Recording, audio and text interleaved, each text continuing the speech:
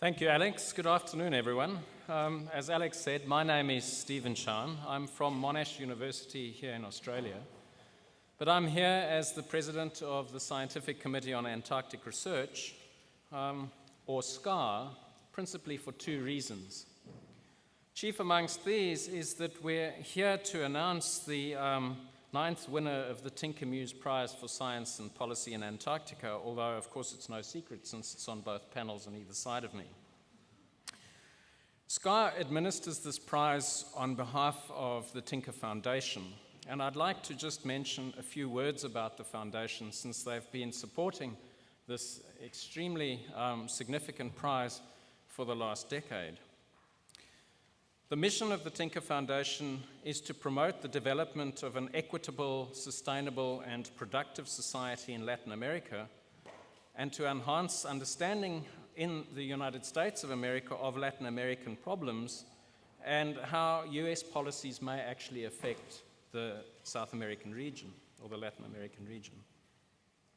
Of course, this is a little different to what the prize is about, and the Tinker Foundation, in recognizing the interest of its founding director, Martha Twitchell-Muse, developed this prize and has supported it now for its ninth session. We're very privileged to be able to be part of this meeting to have Matt England give the presentation, and I'll leave that in a moment to Peter Barrett. But what I'd also like to add this afternoon is a small mention of something that's deeply important to SCAR. So SCAR is really a body of the International Council for Science which facilitates science and provides policy advice to the Antarctic Treaty System and to the subsidiary bodies of the United Nations. Importantly, though, today marks our 60th birthday. So we've been doing this for longer than the Antarctic Treaty has been in existence.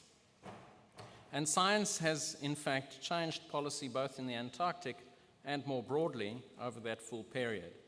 And I think now, and all of you at this meeting will recognize, that sort of influence and the kinds of science that you do and we'll hear about this afternoon has become increasingly important. We'll celebrate our birthday with a little cake this afternoon at tea, so I'm inviting you all to that, of course. But without further ado then, I'd like to hand over to Peter to introduce our lecturer for this afternoon and the prize. Thank you, Peter.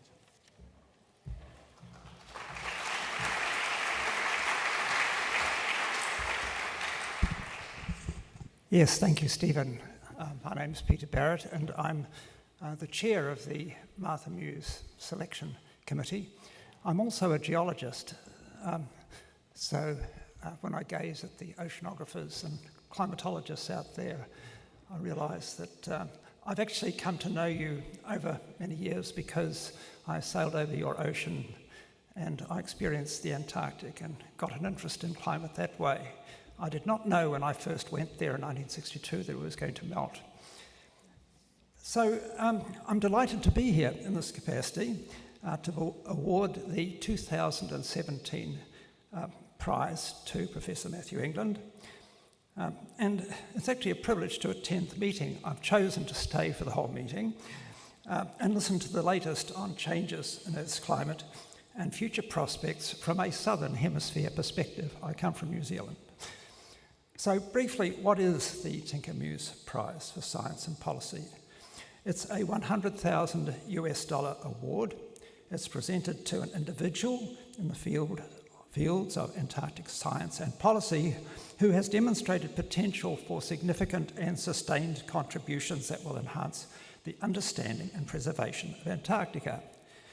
As Stephen has mentioned, the prize is named for Martha Twitchell-Muse, an American businesswoman and philanthropist who worked mainly in South America but had a passionate concern for Antarctica. But it's also particularly a legacy of the International Polar Year, and it was really established through the foresight of the United States National Academy of Sciences and the Tinker Foundation, who I guess had a sense that it was good to have her passion linked with the concern for the preservation of the Antarctic region.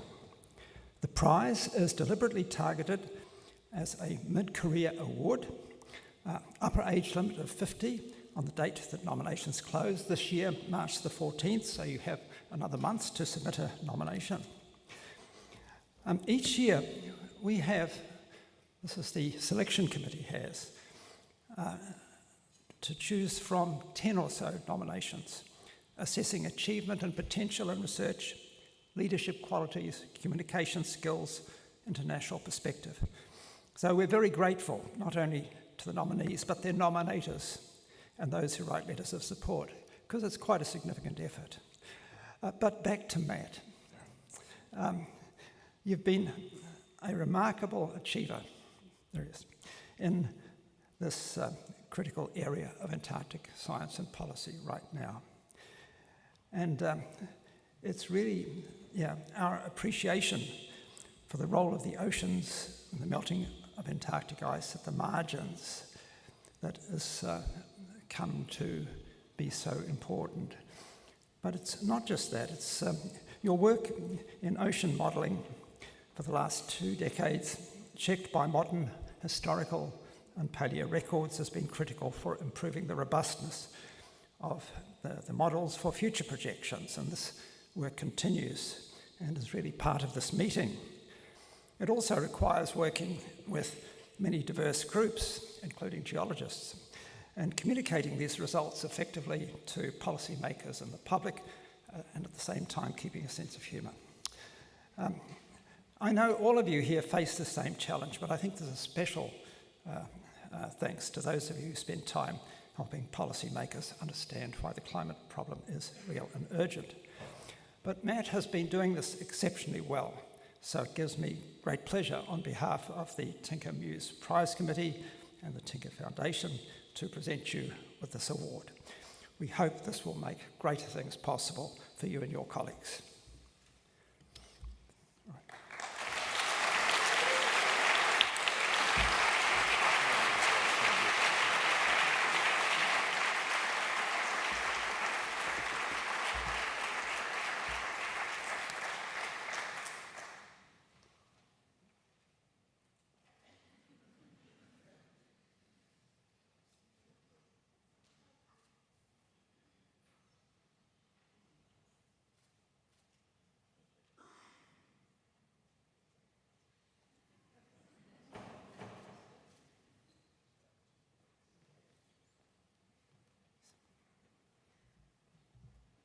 Okay, thank you.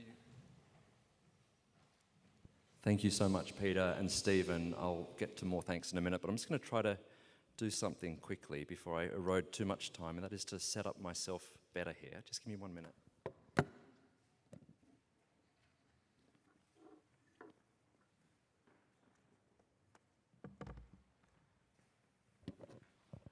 Okay, that was really time efficient. That was probably 20 seconds and it saved several minutes during the talk. That's good.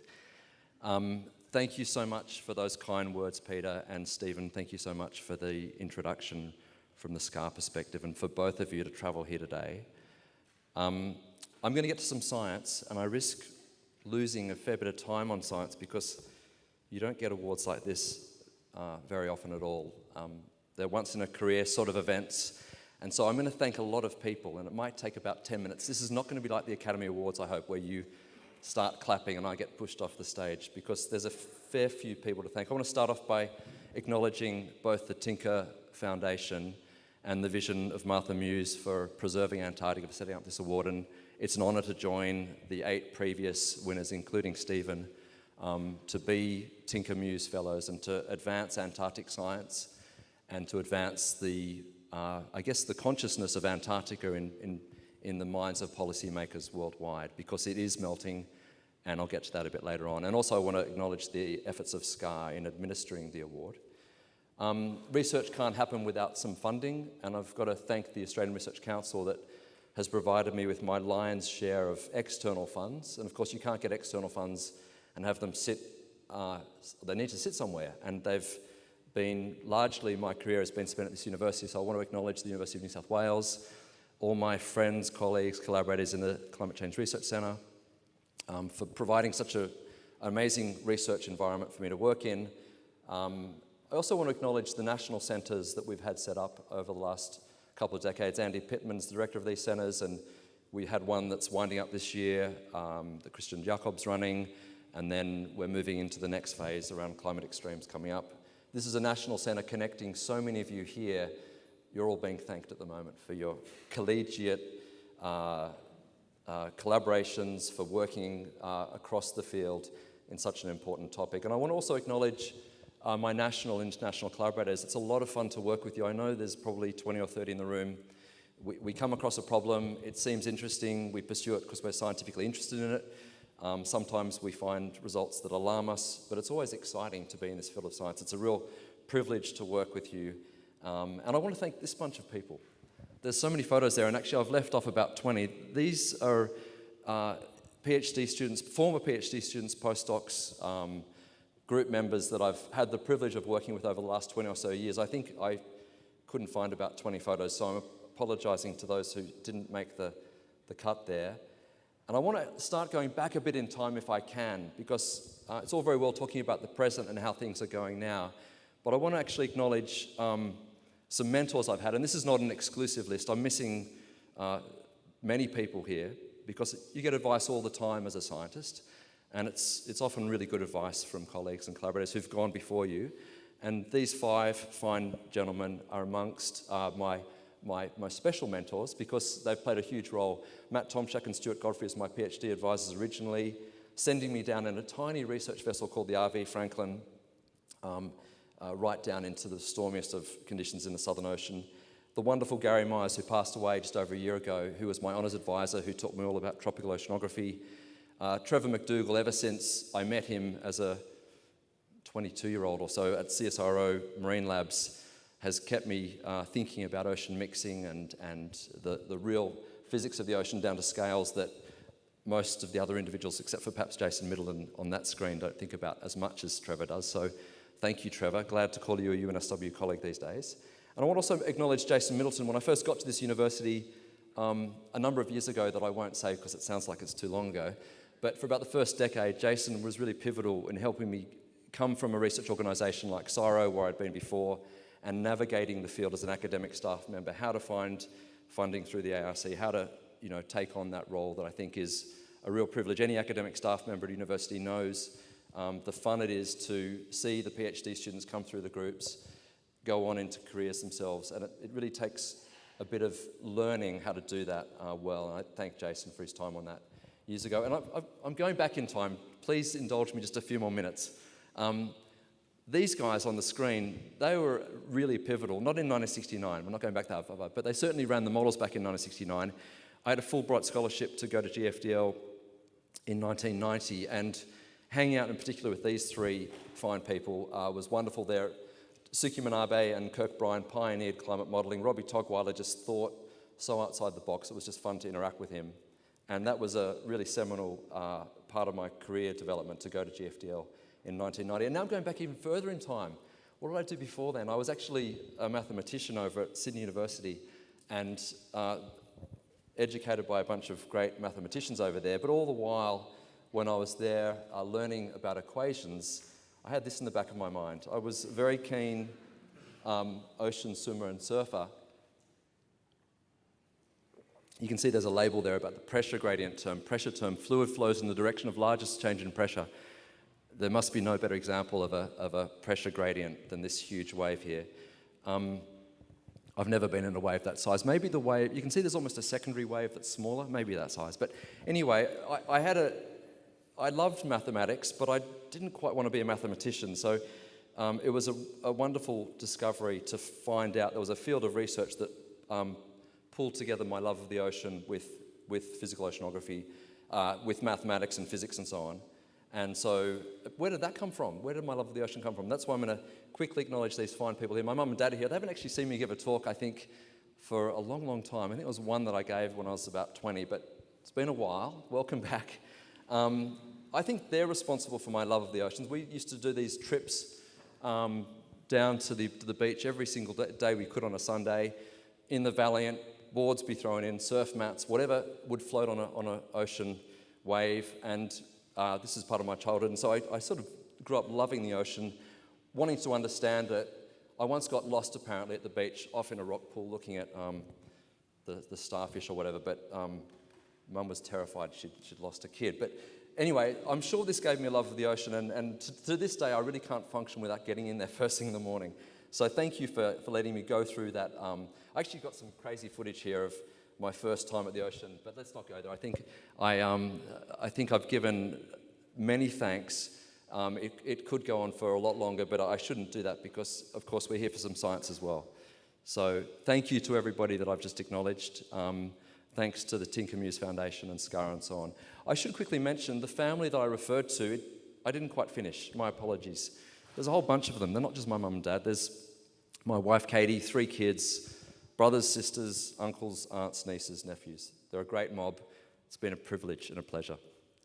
Okay, why is it important to acknowledge my kin? Well, sometimes we go into battles. You wake up one morning and you see something like this. This is the front page of the Australian newspaper, just when FIFA was being implicated in all sorts of corruption. And they're likening the IPCC is to science what FIFA is to soccer. And, you know, at the time I was at a wonderful meeting that Jerry Mill was running in Aspen, and I get all sorts of messages late that night there because, of course, it's morning time here. And so when these things come along, it does take some recovery. These kicks in the guts as a scientific community, these times where we have our science, you know, pilloried the way it is across media agencies, politicians and so on, it does take its toll, and you need a very supportive family behind you, I think, and wonderful colleagues and friends, great students to work with. You need a team of people around you to help you get through this.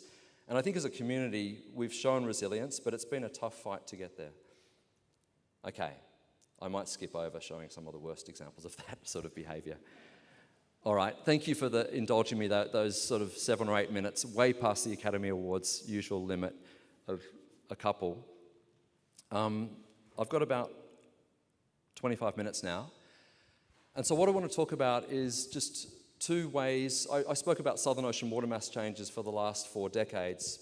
And in the time I've got available, I'm going to touch on mainly 2 of these water masses shown in this diagram. One is the surface waters. I'm going to talk about surface trends over the last couple of decades. I'm also going to get into this panel here on the right-hand side, the trends in Antarctic shelf water right up against the ice shelves and ice sheets. I should acknowledge that's a tiny, tiny volume of Antarctic water that I've captured in this talk. This is a lovely schematic that Adele Morrison put together showing all of the interleaving of water masses in the Southern Ocean. They all matter, and they all matter a lot. And many of them are changing over timescales that we didn't think would be possible for these water masses. Bottom water's warming way faster than we thought it could. Mode and intermediate waters are closer to the surface. They're changing as well, but maybe that's to be expected because they're ventilated so quickly. But I'm going to stick mainly to the shelf waters against Antarctica and the surface trends, because the surface trends obviously are what we're subducting into the ocean interior.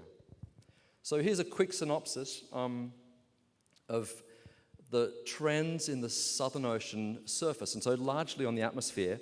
Dave Thompson's probably somewhere in the audience. He really pioneered some of this work, and Dave Crowley and others. But in the top right panel, you can see trends in geopotential height in Dave's 2002 paper.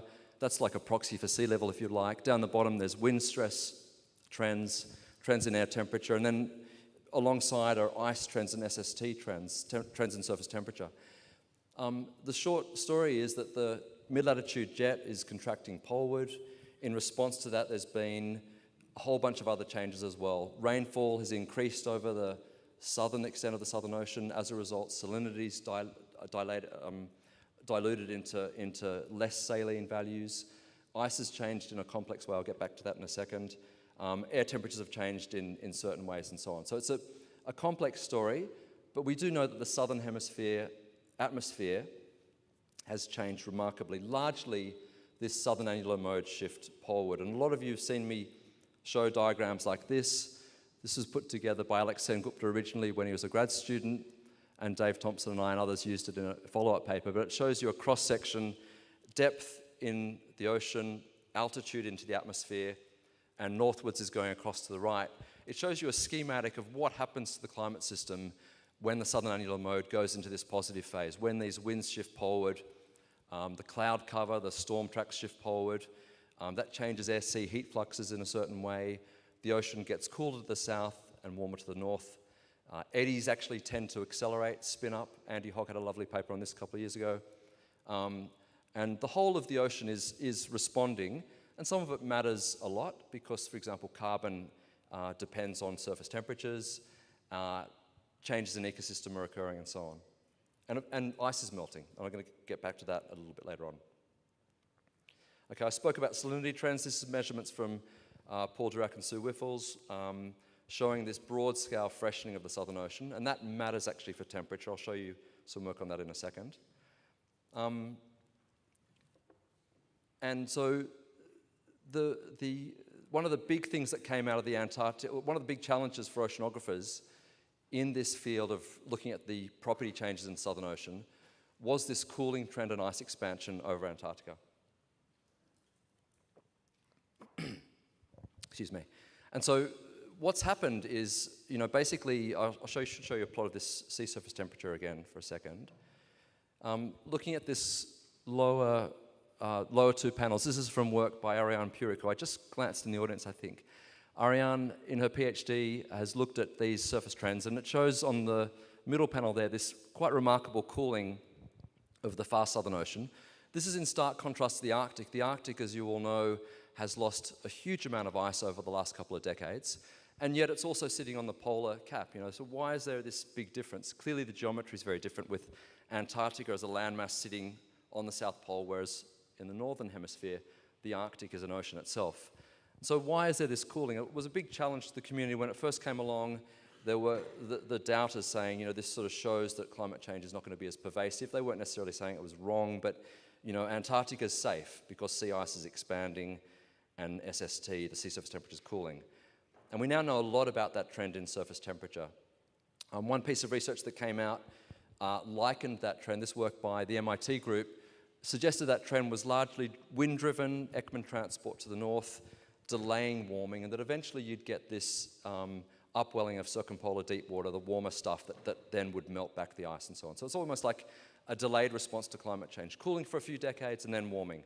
And there's a lot of validity to this argument. I think there's a lot of evidence that this is played out. But there must be more than that, because all of the models that we look at for climate projections, if you average them, they do get the wind trend on average. Some get it more than others, but on average they get this wind trend poleward.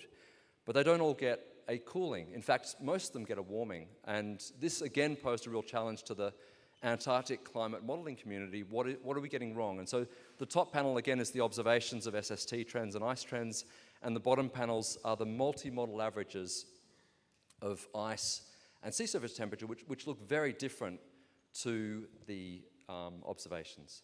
And so a lot of work had to go into this. It's been about 5 or 6 years worth of research across many agencies. And one of the things that struck me when we did this work, and among many, a lot of other people were involved in this, is that we really only have one Earth to observe. But we have actually the capacity to model hundreds of Earths. And anybody involved in the CMIP5 project and CMIP6, Jerry Meals here, I know, and somebody like Jerry has just put his career into this process of making sure, and many others have been involved in this process, of making sure we get the CMIP process as good as we can get it. It's a wonderful initiative. It involves all of the major climate labs around the world, generating these simulations that are enormous amounts of person power. Tens and tens of people years go into building even just one small parameterization or one small component of these models. So accolades to everybody involved in CMIP5 and coming up CMIP6, because we get these simulations here. All these tiny little pixelated images of Antarctica are from different climate models. And if you stare at those long enough, you can see when Ariane produced this, we agreed the best way to show it was not by alphabetical order at all, but to show them from the cooling most model to the warming most model. And I think this is configured this way. And you do have some models that have a cooling trend over Antarctica for the last 30 or 40 years. Most warm. So what is it about the models that cool? That's one thing you can do. And Jerry had a wonderful study out a couple of years, but 2014 and 2016, that put part of this piece of the puzzle together. He showed that if you subsample the models that got this early 20th century slowdown in surface temperature, those models that got that tendency for the interdecadal Pacific Oscillation to be in the right sign, because that's a natural mode of variability. They did this sort of by chance, if you like. when they did, if you look at the average of those models, you get this pattern of ice expansion. It's very hard to see here, especially if I use an arrow on my screen, you can't see it at all, but this panel here shows that when you subsample those CMIP5 models that had the so-called slowdown, they also see this ice expansion. So that gave us a big hint that actually natural variability is part of the role of this ice expansion. It's just a decadal mode of variability in the system, and it's not going to be around for long. We know the IPO is likely changing into a positive phase that would be that would be characterized by less ice around Antarctica. Certainly in this Ross Sea sector, the cooling that's been seen there is likely to diminish. Now, causation, really you want to go into models and actually force them to have a certain pattern to examine if they are. You know, if your sense that something's linked needs testing, you go into a climate model and you change the model in a way that tests that theory. And these pacemaker runs that Kosaka and Shi made famous a couple of years ago and that many people are pursuing around the world are really wonderful examples of how you can test the climate physics that we're observing on our planet. The one observation system we have against models is to go in there and change the models in a certain way. And if you go into these models and impose this sea surface temperature trend in the Pacific Ocean, you find out that part of the reason for the linkage that Jerry found between the slowdown models and this ice expansion in the Ross Sea is due to this link from the tropical Pacific, due to this link to the IPO as he hypothesized. Because if you can go into those models and impose the SST fields there, as you see in this top panel, you get the sea ice trends dropping out. This is a paper that Ariane and several of us got published the year before last in Journal of Climate. Okay. I want to get on to a couple more topics before my time's up. And one is to come back to this freshening. I mentioned the way if we shift the storm tracks poleward, you do get more rainfall over the higher latitudes of the Southern Ocean. And by getting more rainfall there, you see the salinity decrease. And that salinity change is actually enough to be part of the reason for this cooling and ice expansion. And so again, I'll just walk you through these diagrams here. This is the Dirac and Whiffles trends in sea surface salinity. Apologies, the pointer's a little bit faint, the top panel. The lower panel shows the simulations in the CMIP5 runs in the grey shaded lines, the faint lines. We don't say which model's which, doesn't really matter for the moment. And the dashed line is the zonal average of this plot here. And if you look at that diagram, you can see that some of the models are indeed getting the freshening that has been observed, but many of them don't, and some of them get a salinification, and on average they certainly get a weaker freshening than's been estimated from the observations. And so what we did in this experiment, it's a slightly different pacemaker experiment. We shouldn't call it a pacemaker because we don't propose that the Southern Ocean sea surface salinity is a pacemaker for global climate, but we do think it's a pacemaker potentially for this local cooling. And so we ran a model where we actually force those models to have the salinity trend like has been observed. So we're just making sure that the freshening that was observed by Dirac and Whiffles gets into those climate models, because we want to see, how does that matter? Does it matter that they're not getting this freshening on average, or they're not quite getting the magnitude of freshening that's been observed? And it does matter. If you look at the observed, this is a remarkable diagram to me, because there's nothing in these climate models. This is again work by Ariane Purek, who's graduating this year. She's done such wonderful work around this Antarctic space. I keep showing your work at talks I go to. But this is observed versus simulated. And the only thing that's changed in this set of models is just this freshening being imposed at the surface. No mechanical wind forcing whatsoever. There might be a tiny wind feedback, but it's small. You know, changing sea surface salinity doesn't do much, doesn't at all to the local wind fields. If you change something in the tropics, that might impact. But on the left-hand side of the observations, on the right-hand side is the coupled climate model, and the trends if you impose the Dirac and Whiffles freshening. So just that freshening alone is enough to account for the cooling. So I think part of the story is the variability of the IPO that we've seen over the last couple of decades. How that's played out has given us the ice trends that we've seen.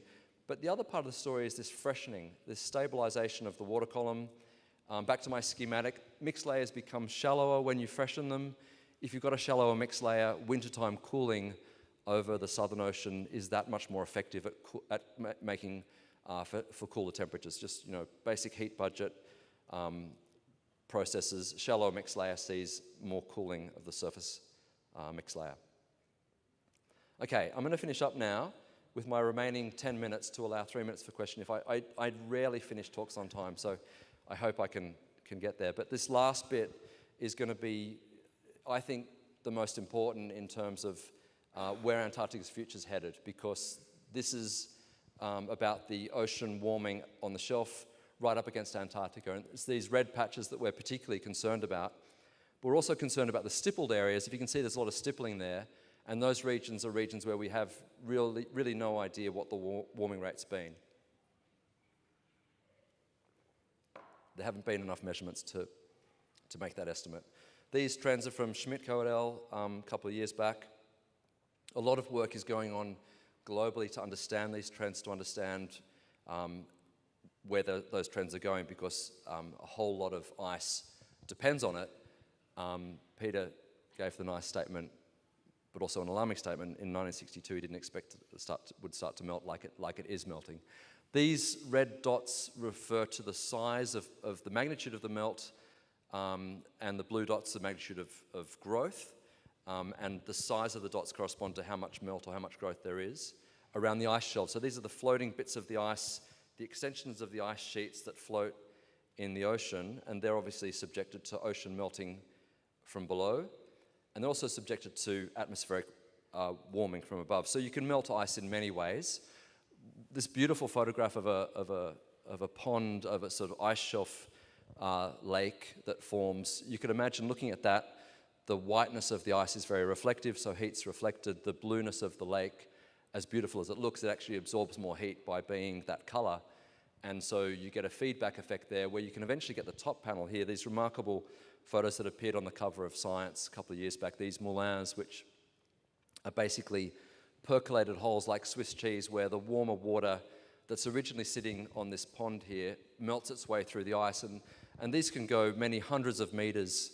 I don't know what the thickest measured has ever been, but I believe it's of the order of, through an ice, a big, thick ice shelf or ice sheet. This is up on the Greenland ice sheet, this top panel here. You can see the scientists. I wouldn't be standing just right there. I mean, for the photo maybe for a second, but it looks like a scary cascade of water down there. So you can melt the ice shelves and ice sheets from above, clearly from atmospheric warming, but the warming from below is particularly profound because the heat capacity of seawater is so much greater than the heat capacity of air. We'd way sooner have 1 degree C of warming over we don't want warming either in the ocean or the air, but we'd rather have it in the atmosphere because there's just not the same heat capacity as the ocean. The ocean stores heat incredibly effectively. It can transport that heat somewhere else before it's then released to the atmosphere or allowed, in this case, to melt ice. And so in this case, you've got this schematic diagram showing some of the sub-ice shelf melt, some of the processes at play, just a real simple cartoon. But clearly, one of the big questions for oceanography at the moment is how fast is this water melt moving onto the shelf? Where's it come from? What are its properties? When it gets into the shelf, the ice shelf cavities, what does it do there? How does it melt the ice? What sort of feedbacks are at play? And there's a growing field of research here. I found this diagram intimidating in Rob de Conto's paper a couple of years ago. Rob showed the Antarctic continental image that I'm used to seeing. This is not the confronting one. This is just the one that you're probably all used to looking at. If it was all white, you go, there's Antarctica. You recognize it. It's got ice speed shown there in color shades. So you see the major ice shelves flowing in the Weddell sector and the Ross sector. But the diagram that really confronted me was just below. And this is Antarctica, where Rob and Dave, they color shaded the map so that where it's green, it's above. It's not tropical forest at all, although in past climates, apparently there were alligators roaming the Antarctic, but when the ice was all gone, it was warm enough. But the green is above sea level, and any shade of blue or grey is below sea level. And you can see all of a sudden, Antarctica is not like a massive continent with bedrock well above sea level. A vast majority of what you see from space as the ice sheet is actually sitting what looks to be precariously on some of these islands. If you look over the West Antarctic region, the vast majority of the ice area there is sitting over bedrock that is well below sea level. And so the great concern amongst scientists now is how do we reconcile these processes that we know are happening on the shelf with the fact that there's about 50 metres of sea level locked up in the ice. We don't think that all of that 50 metres at all is unstable to anthropogenic emissions of greenhouse gases, but Rob's work a couple of years ago modelling these ice sheets show that from Antarctica alone, many metres, up to 15 metres by the year 2500, can be carved into the ocean to raise sea levels by levels that would obviously hugely disrupt all of the major coastal cities of the world. There'd be hundreds of years to get to this adaptation, but nobody would deny the cost of that adaptation would be absolutely enormous. So here's the warming signature. So as an oceanographer, we get excited about this signal we're trying to understand. This warming signature is a hard thing to understand, so we put aside the environmental ramifications for a moment. And Paul Spence, one of the wonderful guys I've worked with over the years, one of the postdocs, he's now a DECRA fellow at the CCRC, ran some simulations where, I'm just going to skip a few slides because I want to get to Paul's work. Paul ran some simulations where because this is what you do when you've got a climate model or an ocean model, you can play games with it. And you do this not because you want to play games with the model, it's just that you learn more and more by doing the sorts of things that Paul does, which is to say, grab the model. In this case, he'd looked previously at how wind shifts around Antarctica he'd written a paper in GRL that myself, Andy Hogg, Steve Griffiths and others were involved with, looking at the changes of warming around the West Antarctica, just basically wind-driven circulation. This schematic diagram on the lower left here, very simple Ekman-driven dynamics. It seemed to play out and account for the warming we got in simulations over the last 50 years. So we got this warming signature was retrieved in the model, and we got that with just simple wind forcing of a wind trend in the simulation. Basic Ekman pumping dynamics, and we're not saying that's not playing out at all, but it turned out the story was way more complicated than that. And Paul discovered this kind of serendipitously by going to the model and just actually applying the wind stress in this sector here, the red shaded region. He just applied the wind stress only in that sector to see if there was any remote teleconnection of that wind anomaly around Antarctica, because he knew that Kelvin waves can be trapped by the coast and they propagate around Antarctica very effectively. I might show you just an animation of one of these so you know what I mean. Here we go. These waves, this is a PhD project by Dave Webb, who's now working on the exact processes and how much this can change the thermal structure on the shelf. These waves propagate very effectively around Antarctica. Tide gauges show you that they are there all the time. Some of their energy propagates up into the North Atlantic, but they're ubiquitous in Antarctica. Here are some measurements of them. There's some measurements of them. I'm going to have to finish up quickly because I'm almost out of time. So we know they're there, and if they're there, what are they doing? And so the wonderful thing about Paul's model is that applying this wind stress anomaly around Antarctica led to a warming signature very rapidly appearing on the West Antarctic region. And so there had to be a reason for this that could get that signal there. It was really quick too. It was the anomaly first appeared within weeks to months. Nothing can propagate an anomaly that fast except a sort of planetary scale wave. And so the work that we're doing at the moment is really trying to tease apart this process. This is a schematic that Dave Webb put together with Ryan Holmes, myself, and Paul and others. This shows the anomalies in a cross-section under the shelf. These coastal trap waves are what we call barotropic, which means they're top to bottom. It means they actually change the circulation right down to the bottom. And when they do that, these sort of arrowheads coming out of the page, when they do that, they actually lead to a bottom boundary layer response in the Ekman layer. All of the boundary layer meteorologists or oceanographers know about Ekman layers in their work, but you also get bottom boundary Ekman layers in the ocean. And the way these Kelvin waves work is that creates a flow onto the shelf. And actually the coastal oceanographers, Peter Oak, told me about this mechanism 20 years ago, and I forgot about it, and then it's come up again around Antarctica.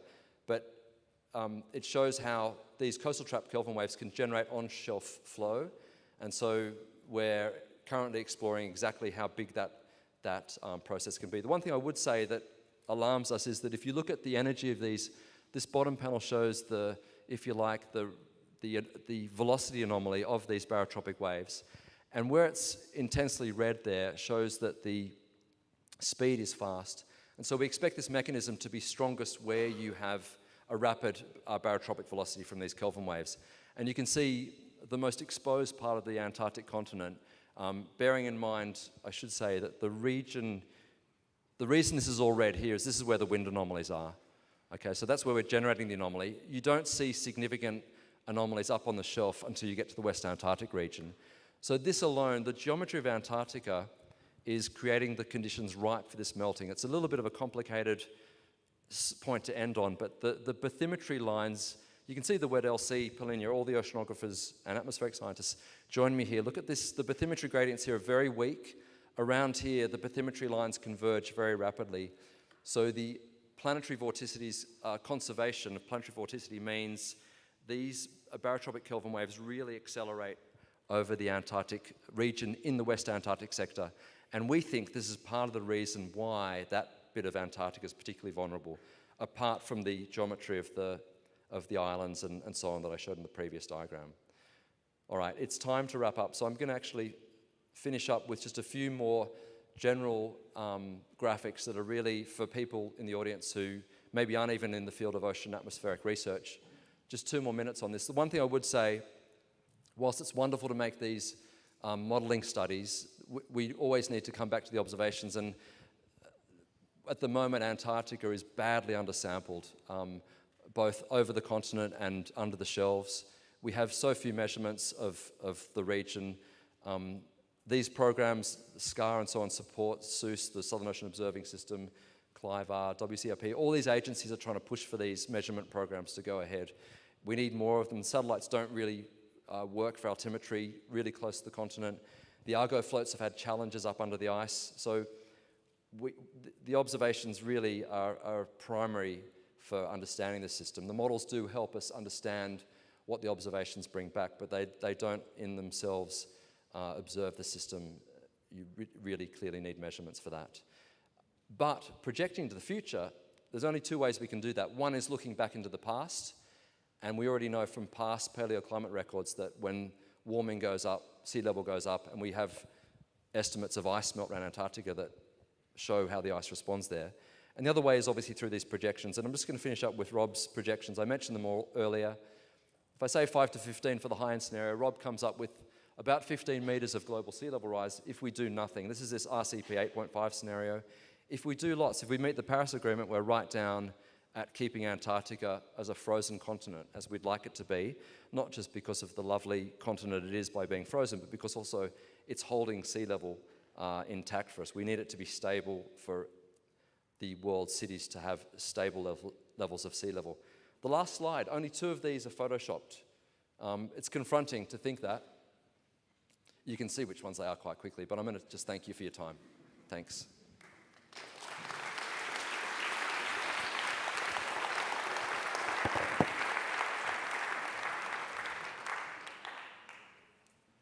Thanks, Matt, that's wonderful. And especially the last slide, second to last slide, just reminding us that this is a critical time, but that we have a choice. And that's for the politicians to make, but it's the work of you and these people here that's actually giving them the information of the choice. But perhaps there's other questions out there. There must be 1 or 2 before the next session begins.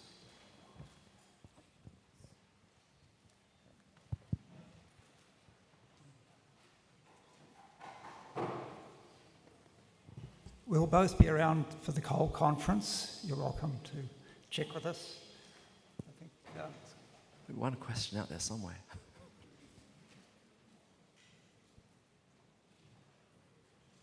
Either it was really clear what I said or it wasn't that good. Thanks for your attention anyway. Thank you. Yes, thank you all. There's one question. Sorry, I've just been given the mic. The one question. So the Kelvin waves that are generated in that you meant, are they generated by the synoptic weather patterns? So they have the synoptic frequencies. Is that Exactly. I recognise Peter Baines. I can't see where you are. I'm right here. My former boss from CSIRO. Peter, good to see you. Yeah, there's generated by synoptic systems, and so, but when you get a inverted commas permanent wind change, so applying as the southern end shifts poleward, that wind change is stationary, and so whilst the anomaly propagates as Kelvin waves, it actually progressively builds up an anomaly over time. And so you're right, initially it's just these bursts of barotropic waves. If you look at the temperature signature we get in the model, you can see these barotropic waves pulsing past via the synoptic systems, as you say. But over time, with a long-term trend, you do get a sea level anomaly that leads to a stationary, if you like, barotropic velocity anomaly that generates those bottom Ekman layers. Thank you. Thank you, Peter.